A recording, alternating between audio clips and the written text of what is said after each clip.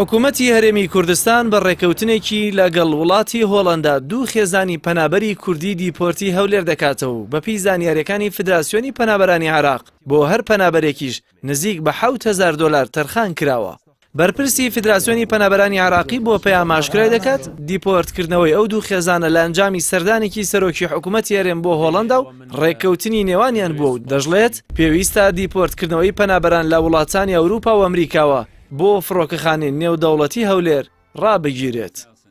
دوو خێزانی هاوڵاتی هەرێمی کوردستان و دانیشتووی هەولێرن بەداخەوە لە دەرەنجامی ڕێکەوتن بەپێی ئەو لێکۆڵینەوانی کە ئێمە کردومانە هەم لەو کەسانی کە دیپۆرت کراونەتەوە هەم ئەو بەڵگەنامانی کە پێیان بووە کە هیچ بەڵگەنامەیەکی یاسایی عێراقیان پێ نەبووە کە ئەم پەنابەرانە دەستگیر کراون و هێنایانن لە فڕۆکەخانەی نێودەوڵەتی هەولێر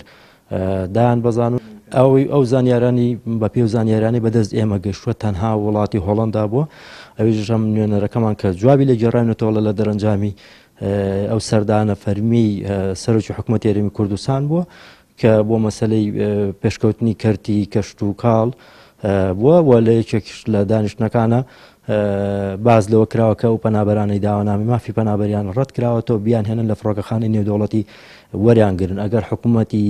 هەرێمی کوردستان و سەرۆکی ئەنجومەنی وەزیران بەڕێزیان ئەم ئیتفاقیان نەکردو ئەتوانن ڕوونکردنەوە بدەن و ئەتوانن ڕێگر بن لە بەردەمی پەنابەرانی دیپۆرتکراوە و نێڵن لە فڕۆکەخانەکانی ئێرەدا بەست. بەپێی زانیاریەکان زیاتر لە 40,000 پەنابەر لە وڵاتانی ئەوروپا و ئەمریکا مافی پەنابەرەتیان پێنادرێت و ڕەتکراونەتەوە.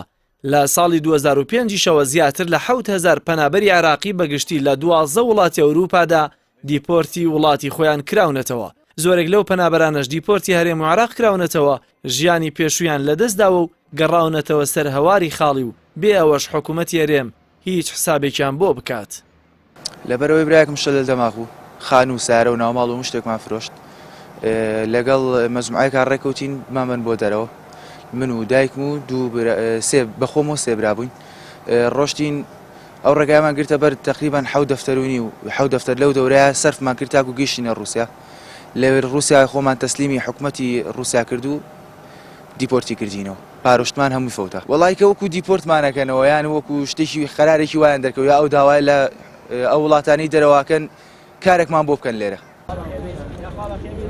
نەخۆشی و خراپی دۆخی ئابووری و سیاسی و کۆمەڵایەتی هۆکار بوون بۆ ئەوەی سەدان خێزان و هەزاران گەنجی هەرێم بە ئامانجی ژیانێکی شایستە و بەبوونی دەیان مەترسی لەسەر گیان و ماڵیان ڕوو لە وڵاتانی هەندەران بکەن. جگەلەوەی هەزاران گەنج لەو ڕێگایەدا گیانیان لەدەستداوە لە ئێستاشدا هەزاران پەنابەر بە دیار وەرگرتنی مافی پەنابەریەوە چارەنووسێکی نادیار چاوەڕێیان دەکات. جەلال محەممەد کەناڵی ئاسمانی پەیام سلێمانی.